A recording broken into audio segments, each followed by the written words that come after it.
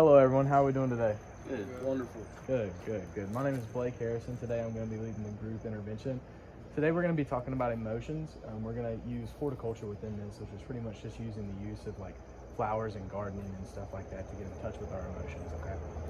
So, we're going to start today off by talking about our personal favorite flower and why it is our favorite flower. So I'll start the group off today.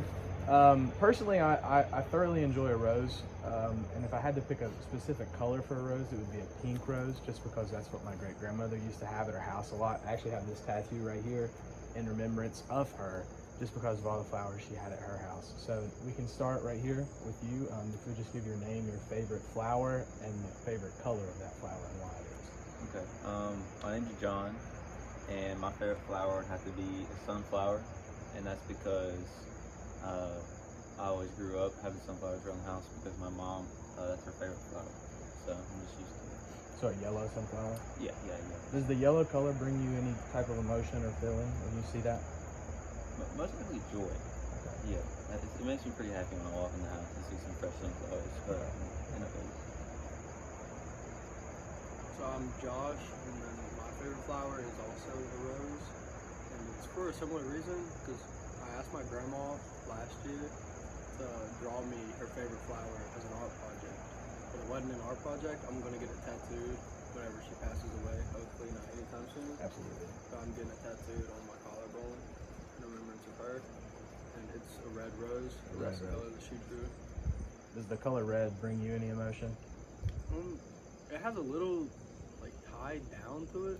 That makes sense, just because of why I'm getting it. But I really do like the color red. I think it's a pretty color. It just brings me a little joy sometimes as well. Absolutely. My name is Mackie. I would say my favorite is a sunflower as well, and for a reason like yours. When my dad's parents, when we would go to their house, they had a big garden of sunflowers, and just always brought me a warm feeling of like comfort and happiness. Absolutely. So that's one thing about utilizing horticulture, right, is we can look at all these different flowers and plants and stuff that are just in our nature and see the colors that they provide and the blossoms that they provide and really get in touch with our emotions, right? Because emotions are just a normal part of everyday life. I mean, one person's going to cycle through probably a massive list of emotions throughout a day, just depending on what's happening, what's going on. You know, if someone does something negative to you or positive to you within a short amount of time, you're going to change through your emotions, right? It's just a constant cycle of emotions switching. So can you guys kind of give me a list of some emotions that maybe you felt within the past couple hours? Maybe it's a mass list or just emotions in general. Just start naming them off. Dread.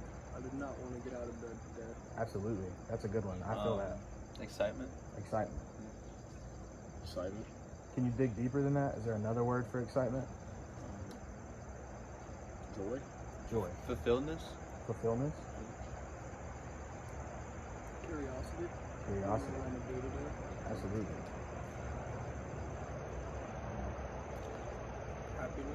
Happiness. Is there another word for that?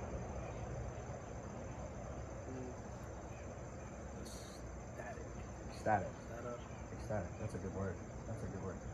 So when you woke up and you felt curious, why'd you feel curious? You just wanted to see what... I want to know who had texted me, who's going to text me, say, hey, you want to go eat food, or just what I'm going to do today, how my day's going to go. Absolutely.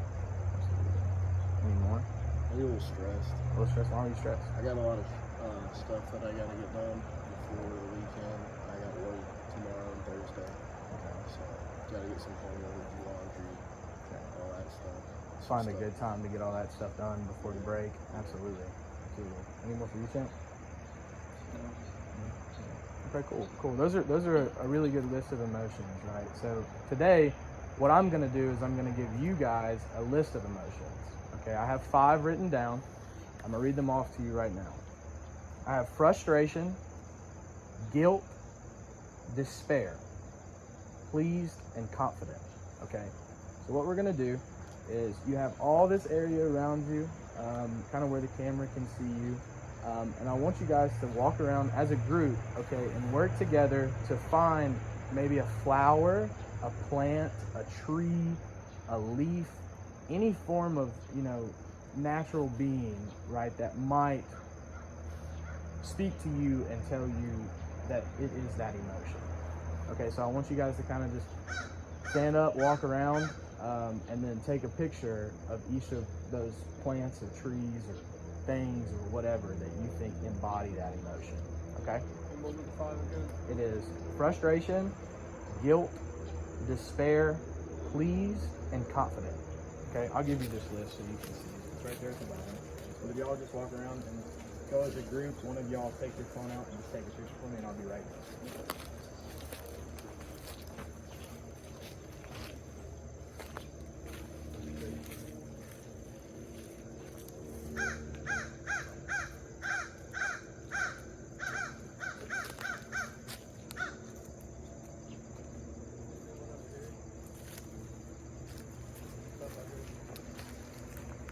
Grass kind of grow, but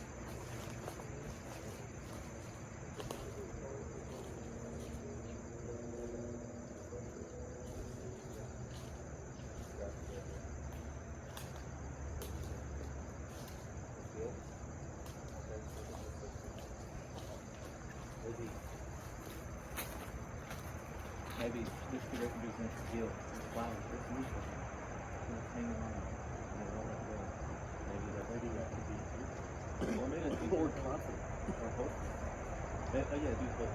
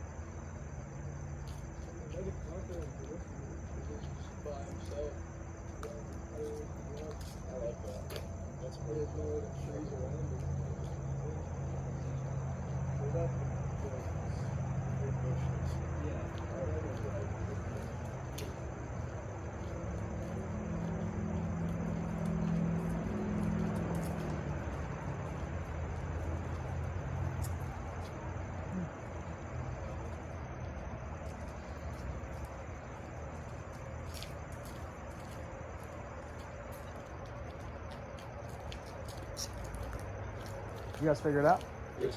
Awesome. So I'll take my list back. All right, so let's start with frustration.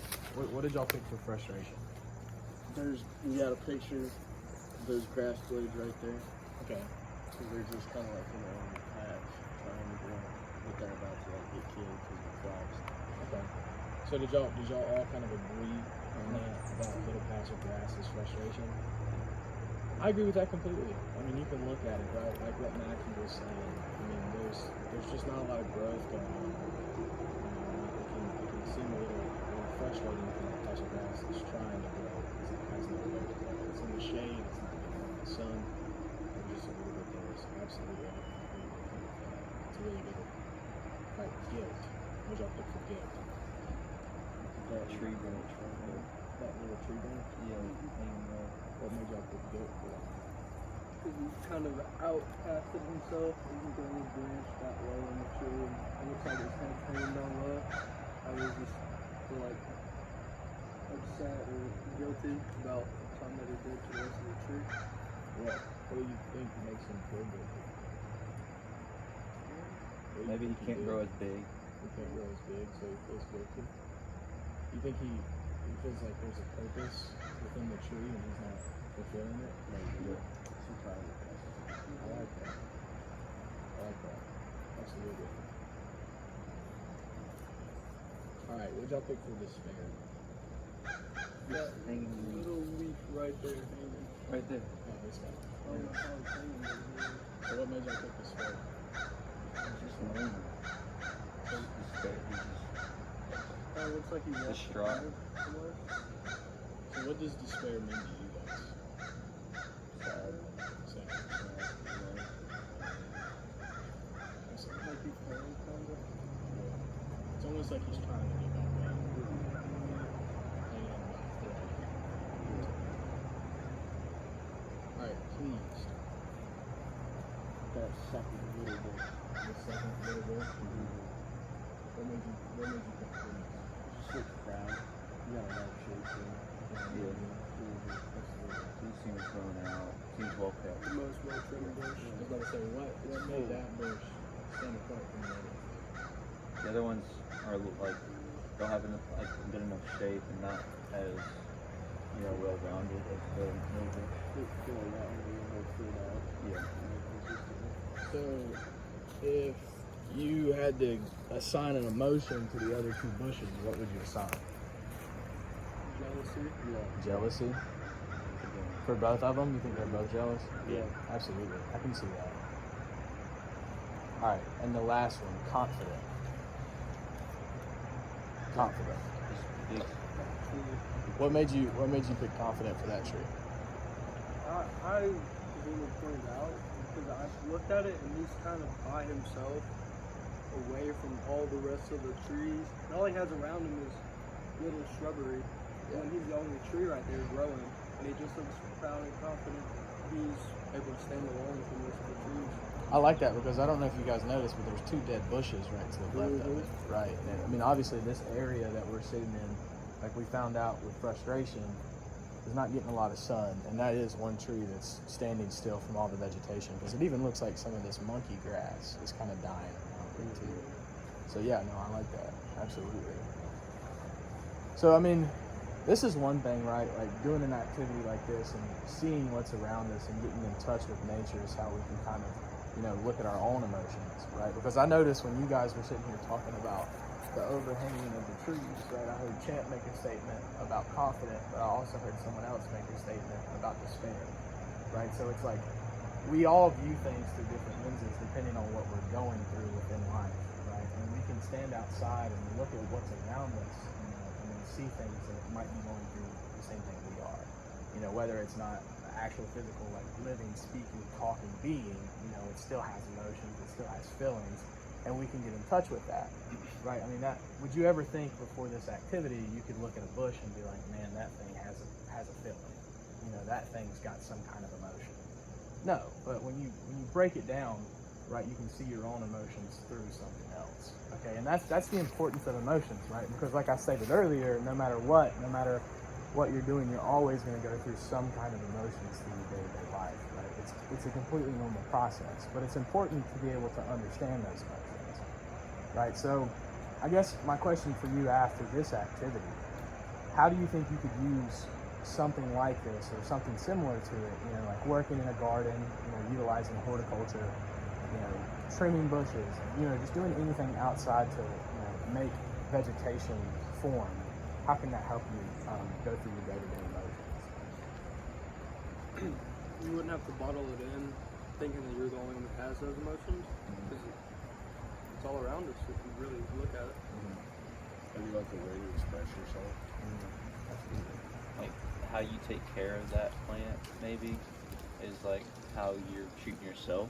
Yeah. So, I mean, if you take care of something, water it, give it sun, maybe that's like how your image yourself, like brush your teeth, wake up, take a shower, eat breakfast or something.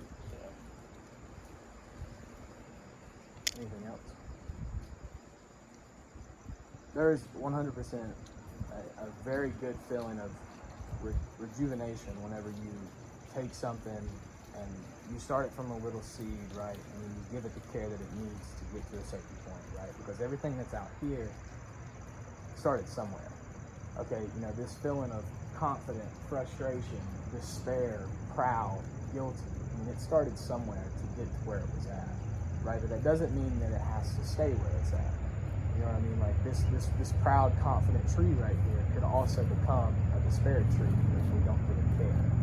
This patch of frustration right? This could stay like frustration if we wanted it to, or we could provide it with sunlight and with water, like Champ was saying, and make that a confident patch of grass, just like we can do with ourselves. Okay, we can do the same things. We give ourselves love, we give ourselves care in the way that we personally need it, if we're able to address our emotions, and then we can force them into something completely different. Emotions are not a constant staying thing. You can either make them better, make them worse, but it's just important to understand where you're at, where your emotions are at, and what you need to do with your emotions to get to where you need to go, okay? But that's all I have for you guys, so thank you so much for coming to my group. Thank you, sir. Absolutely.